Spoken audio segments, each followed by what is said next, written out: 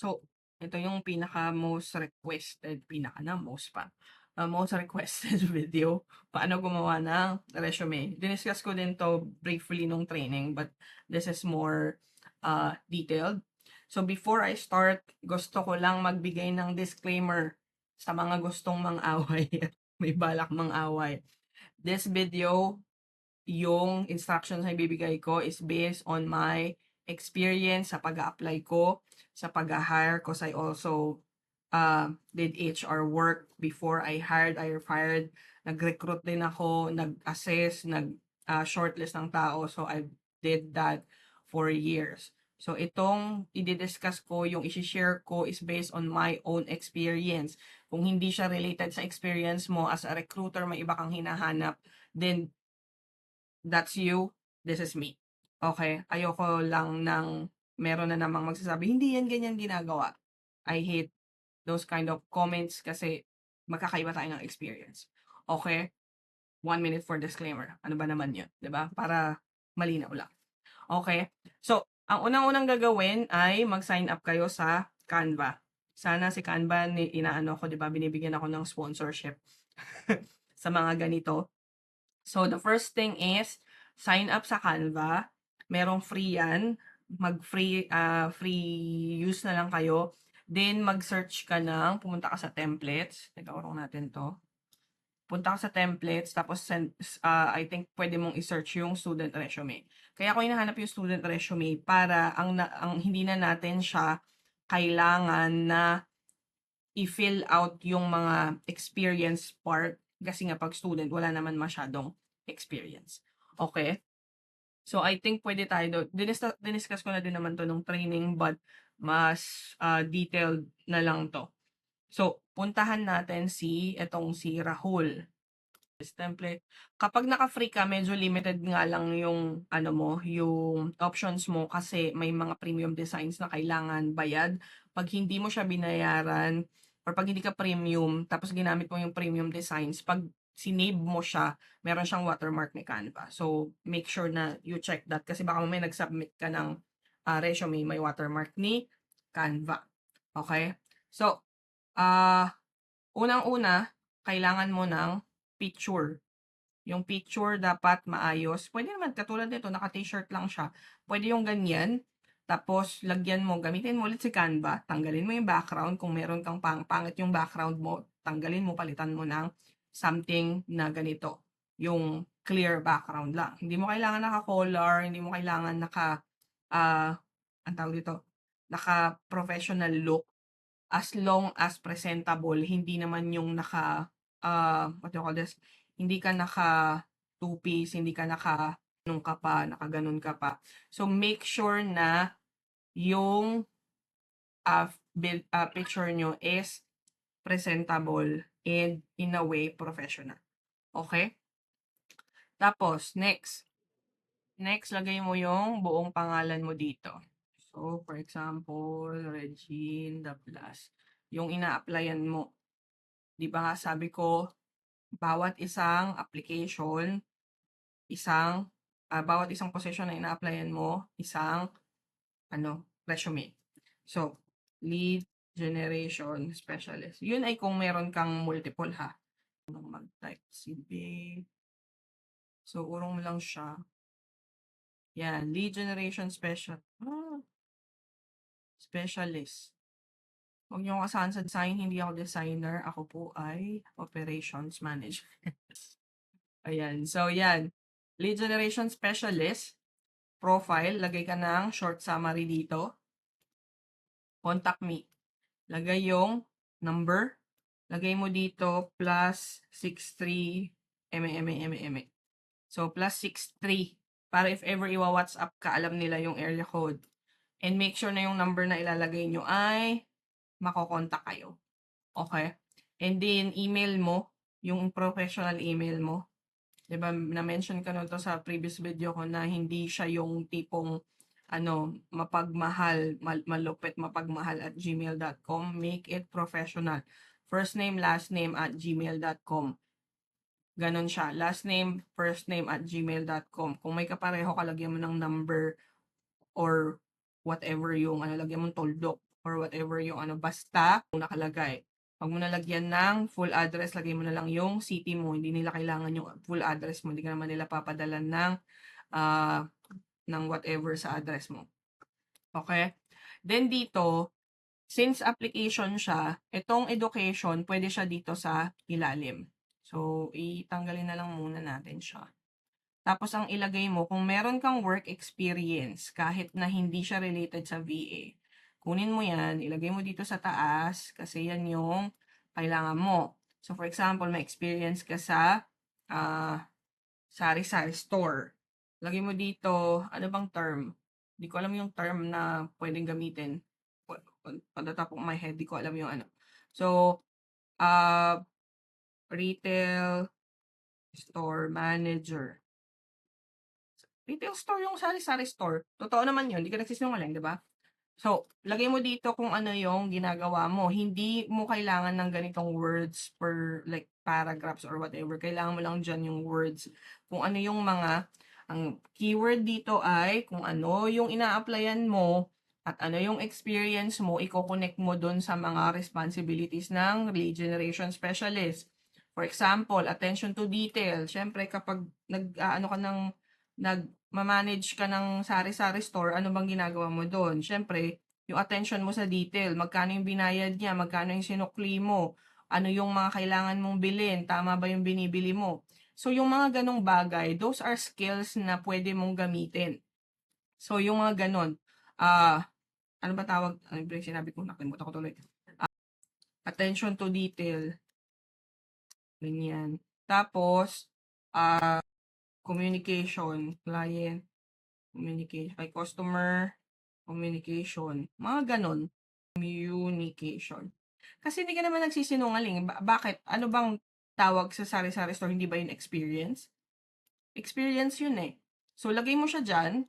Tapos, kunwari, ano pa bang, kunwari sa CS ka, nag-BPO ka, lagay mo dyan yung BPO experience mo.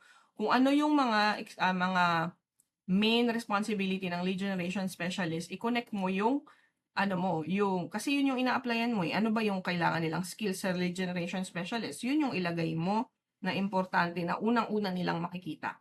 Kasi hindi naman yan yung mga nag-hire, they only have few seconds to scan through your your resume. So make sure na ang unang-una nilang makikita ay yung pinaka-importanteng details na related doon sa ina-applyan mo. Kasi pag ang nilagay mo diyan is pag may nilagay ka diyan na mahilig kang mag-travel, aanhin naman nila 'yon. 'Di ba? So it doesn't make sense. Make sure na lahat ng information na nandoon sa resume mo are important and magagamit nila to prove na you can do the job. Yun yung pinaka-importante sa resume. Kung wala kang experience dyan, kung wala kang dyan, ang lagay mo dito sa taas ay yung skills mo. So, for example, or yung mga tools. So, lagay mo muna dito yung, kung wala kang experience, baba mo yan. Lagay mo dito yung skills mo. Hindi yung computer skills ha. Nakalagay lang kasi dito computer skills. So, lagay mo dyan yung skills. Tapos, ang lagay mo dito is email management, for example. Calendar management. Yung again, yung mga related sa lead generation specialist. Tawag dito, list maintenance. Kasi, ang lead sila, di ba? So, yan yung lalagay mo dyan. Tapos, itong language, sa baba lang yan, hindi nila yung kailangan. Ang lagay mo na sunod ay yung mga tools. Lagay mo naman dito yung tools. Ano ba yung mga tools na gamit ni lead generation specialist? Pinakauna, Google Workspace. Google Sheets. Lagay mo dyan. Importante yan. Duplicate. Ano pa? Facebook. Palagay mo pala dito yung, for example, Facebook prospecting. Facebook prospecting. Siyempre, kapag lead generation ka, tapos tinrain kita, alam mo yan. Facebook prospecting tools, Facebook, hindi tools to. Lagay mo si Canva, si CapCut. Kung ikaw taga-post ng ano nila, lahat ng tools na alam mong gamitin, ilagay mo dito. Okay? Tapos, kasi pag tinignan, okay, lead generation siya, ano yung mga skills niya? Ano yung mga tools na kaya niyang gamitin? Yun yung pinaka-importante. Aanhin naman niya yung language. Diba? Aside from English, ano yung kailangan niyang language? English, Filipino. Tapos, wala na. Lagay mo dito ChatGPT. Of course, kapag marunong ka mag-ChatGPT, magagamit yun sa lead generation specialist. Those are the keywords. And then, kung pag kulang ka, hindi pa puno, marami ka pang kailangan ilagay, lagay mo si language, kasi marami ka pang kailangan ilagay, di ba? Then, tsaka mo ilagay si education. Wag na yung super hanggang elementary, yung filler lang. So, katulad nito, nakakaloka. Katulad nito, ilagay mo siya dito, balik natin siya doon, kasi nawawala siya eh. Ano ba naman yan? Again, hindi nga ako designer. So, alagay mo lang dito ay si, guys, ipantay-pantay nyo ha. Huwag nyo akong gayain. Siyempre, di man ganito yung gagawin kong resume. Pero pantay-pantay nyo siya. So, kung wala kang work experience, burahin natin yan. Lagay mo dito si education. Lagay mo dyan. Diba? Huwag na kayo maglagay ng reference. Di nila yan kailangan. Okay? Tapos, kung meron kang certification, lagay mo dito yung certification mo. Yun, pwede mong filler din yon. Ano pa ba? Yung tools, lagay mo dyan, Google Sheet, Google Docs, Google Drive, Gmail, yung Zoom, yung Loom. Mas better na yung resume mo is 1 page lang. Sobrang importante no. Huwag kang maglalagay ng fake experience. Hindi uso yung fake it till you make it kasi masisira yung BA industry kung lahat tayo ay mag-fake it till you make it. Huwag maglagay ng tools na di mo alam. Huwag maglagay ng sobrang haba na hindi naman related dun sa ina-apply mo, nilagay mo dyan. So, yung mga ganon, ilagay nyo dyan. Tapos, ang pinaka-importante ay yung unang makikita ni client ay yung pinaka-importanteng mga bagay lang. Hindi mo kailangan sobrang haba, hindi mo kailangan super wordy yung resume mo. Ang importante, lahat ng key things na kailangan makita ni client ay nandiyan dyan. Okay? And hindi porket wala kang skills, ma-intimidate ka. Kasi alam naman ng mga client na merong mga beginner eh.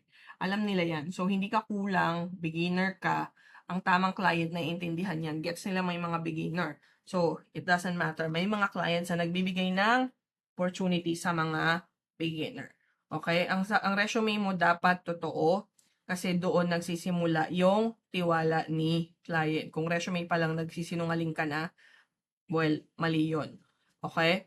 Lagay nyo dyan kung wala kayong experience pero may knowledge kayo, lagay nyo knowledgeable in, not experience in. Gamitin nyo yung right words. Don't say experience kung hindi mo pa naman na experience. Lagay mo kung alam mo nang gamitin, alam mo, okay, use the right words. Also, wag po tayong maggamit ng mga maaarting fonts na hindi na mabasa yung mga pangalan nyo. Ano ba yung mga sample? Ganyan. Asan na yung pangalan ko? Di ko na naintindihan yung pangalan. Yung email dapat minomonitor. Yung number dapat nakokontak. Okay? Importante yung mga ganyang bagay. Wag nang gumamit ng ibang kulay. Black and white is good enough. Okay? Wag tayong magkulay bubble gum ng mga fonts. Okay? Tapos pag sinave nyo siya, save it as PDF. Tapos gawin nyo, i-upload nyo siya sa Google Drive. Pag-upload nyo sa Google Drive, make sure na pag shinare nyo siya, maggagawa ko ng separate video about Google Drive. Pag shinare nyo siya, ay nakashare siya sa everyone. Okay? As viewer. Yon, importante yon. Kasi baka mamaya nag-apply ka, sinend mo yung resume mo, pero naka-restrict. Hindi nila yun makikita. Okay? Yun yung mga tips na pwede kong i-share sa inyo. If you have questions, lagay nyo sa comment. Let me know if helpful tong video para alam ko kung nakakatulong siya or hindi. So I know what kind of videos to do moving forward. Alright? Thank you everyone and I hope this is helpful. Bye!